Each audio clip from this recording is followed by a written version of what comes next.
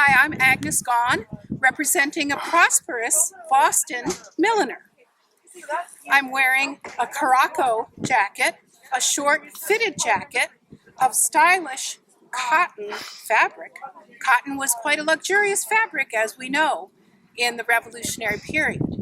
I also have a silk quilted petticoat. It's quilted to help it stay full, as well as to keep me warm in the winter. It's quite full in the back as well. Helps giving me that rounded silhouette of the Revolutionary period. I'm wearing a cap as well as a hat of straw to keep the sun off me today. I have lace engagement, or sleeve ruffles as we know them, and I finish my outfit with black leather shoes with a brass buckle. Thank you. Keegan, representing Eliza Pinckney Young. Eliza was an entrepreneur, inventor, and a Southern plantation manager. Eliza developed indigo into an important cash crop in South Carolina. She was a patriot. We see Eliza wearing a floral gown made from reproduction fabric from colonial Williamsburg. It is made of cotton. Cotton would have been a rather luxurious fabric. It's hand sewn completely. She used the J.P. Ryan Anglaise gown pattern.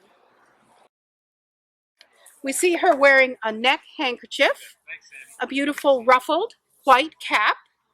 She's got gloves on made from indigo dye as well, just like her character would have been proud to use her indigo. And we would see below her garments, should we invade, we'll see that she's wearing proper stays as a foundation, a shift, stockings, and beautiful black leather shoes with buckles. The gown is fitted in the back. That's representative of the Anglaise style. We would say English style. Representing Martha Dandridge Custis Washington. We see her here in her brown wool redingote trimmed with black wool. This was custom drafted, combining the mill farm riding habit pattern and the painting of Mrs. Mosley. We see the capelets and collar are custom. The back is stitched down en furrow in the top of her garment, so they continue all the way through to the hem of the coat. This fabric is a plain brown Duroy worsted wool from Burnley and Trowbridge. It's quite reminiscent of the first plain brown wools made in America. Redingotes were made by tailors, so they are more like a man's greatcoat with a few feminine touches. This would be worn by a middle, landed, or upper class woman for riding or travel. It could also be worn for hunting. Martha was a good equestrian in her youth. By the time of the Revolutionary War, this would just be a travel coat for winter en route to the winter camp. For accessories, she's wearing leather gloves to keep her hands warm. She's wearing black boots or shoes that would be suitable for travel. She has a wool felt hat that's cocked up to one side, trimmed with black and gold braid, as well as black and white ostrich feathers. She's got a neck handkerchief tucked inside the collar that keeps her warm as well. For the winter time, she wears a white wool neck handkerchief. If it were a hot weather, she might wear a cotton handkerchief. Her underpinnings, she's wearing stays, as well as a bum roll, which turns out to be a quite comfortable padded pillow and helps support the lower back during those long carriage rides. Representing Martha Washington, one time in the winter camp of the year 1777 to 1778. We see her in her blue worsted round gown, and in front she has the blue checked apron. We also see her wearing mitts because it is quite cold in the winter camp. She has a beautiful neck kerchief, spotted, and a lovely little cap with lace trim. Now in her hands you see Mrs. Washington is knitting. She always kept herself busy doing whatever was necessary to keep the troops warm or any other thing they might need.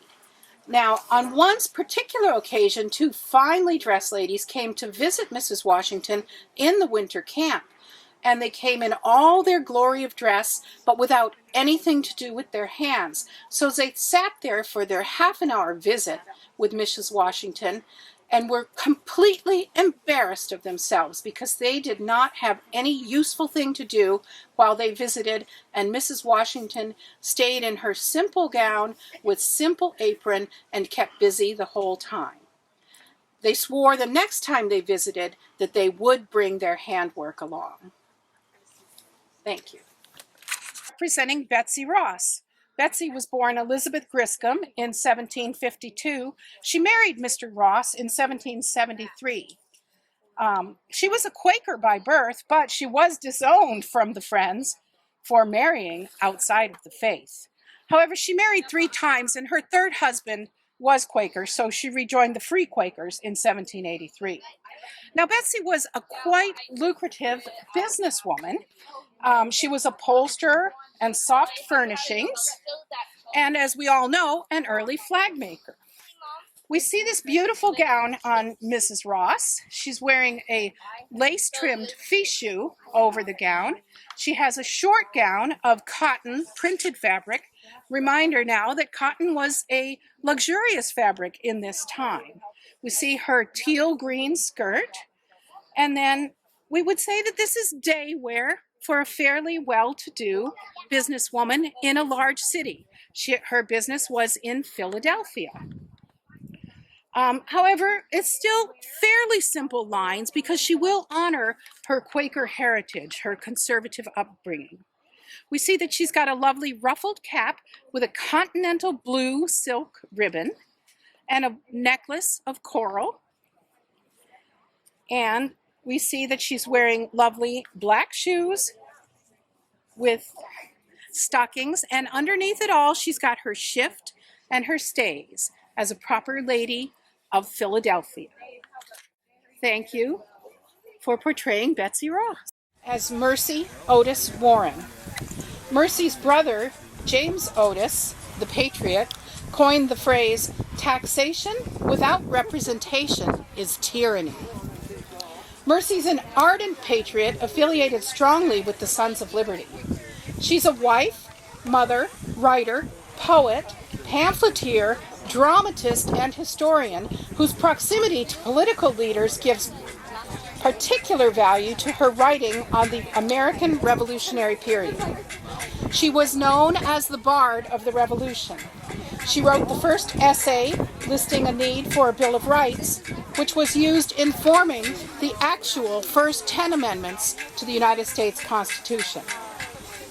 She is considered by some to be the first American woman to write primarily for the public rather than for herself. She was born in September of 1728.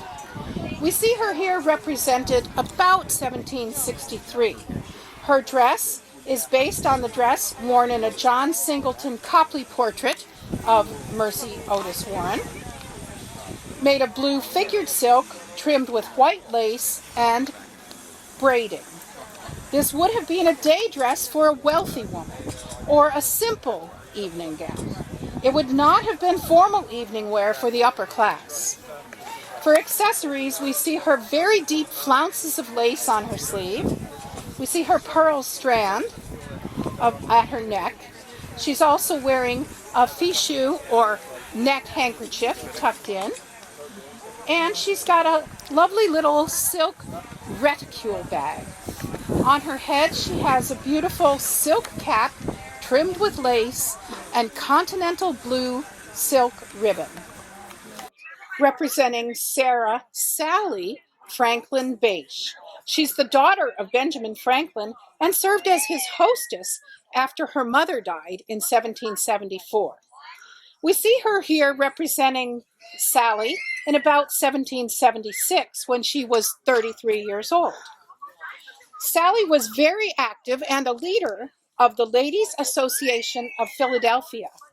They made 2,205 handmade shirts for the Continental Army. We see Sally wearing a striped silk pet-en-lair jacket with her gold petticoat of a jacquard weave. We see it trimmed with beautiful lace engagement accessory at the end of her sleeve. It's a net lace, and we see her delicate lace tucker at the top of her stomacher, the center portion of her jacket. We see that she's wearing a lovely straw hat that's trimmed with a darker red ribbon with floral and feather trim. She has her hair done up in lovely round curls known as buckles, which actually comes from the French word boucle for curl. She's wearing proper underpinnings. We would call that stays. We might say it's a corset today, but they would call it stays. And then she's wearing panier, or bread baskets to her hips to hold out the fullness of the beautiful gowns of 1776. She finishes her outfit with white leather shoes with sparkling buckles and beautiful green socks with yellow clocks. Colonial lady on shopping day. We see her wearing her red cape, as most women had a red wool cape. She's going to take it off so we can see what she's got under it. She has a short burgundy linen jacket. It's also lined with linen. And she has a striped petticoat of taupe and pale green. Her jacket is trimmed with a cotton cord tie. We see that she's got a lovely white linen neck handkerchief protecting her and keeping her warm while it protects her from the sun. She's also wearing wool mitts, and she's got her hen basket where she'll put the things that she gets while she's shopping. Now on her head, you see a silk market cap trimmed with red silk ribbon, representing Margaret Peggy Shippen Arnold. She's married to Benedict Arnold. Peggy handled secret dispatches between her husband and John Andre to bring down West Point. After the war, in 1782, Peggy and her husband Benedict Arnold arrived in London, England. She was well received at court and was awarded money for her help, or perhaps we'd call it her subterfuge, during the war. Mara represents Peggy in those 1780s years in a 1780s style Italian gown. It's based on the fig leaf pattern, which is modeled from a gown in the DAR Museum. This four-part bodice in the back meets together, dipping to a center point, and this is a departure from the pleated back bodice we see earlier in the 18th century. This gown is made of printed cotton with a silk taffeta petticoat. Cotton was a luxurious fabric. We don't think of it that way today, but in the Revolutionary period, cotton was still quite a luxurious fabric. This gown is mostly hand sewn. It is lined in linen.